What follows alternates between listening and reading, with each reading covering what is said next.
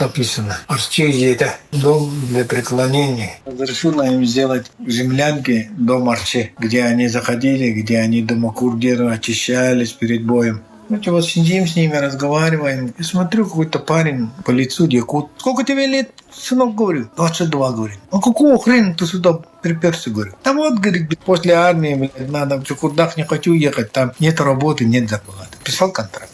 Говорит, 3-й год бои. Одет, разорвано, все грязное.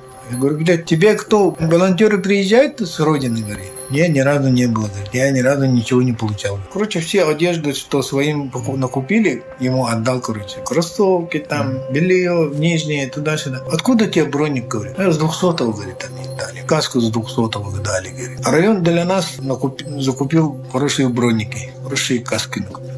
Я все свое отдал, ему отдал, нахуй. Может, тебе поможет, нахуй. Бог даст, нахуй. Может, из-за этого ты в живых останешься, говорю.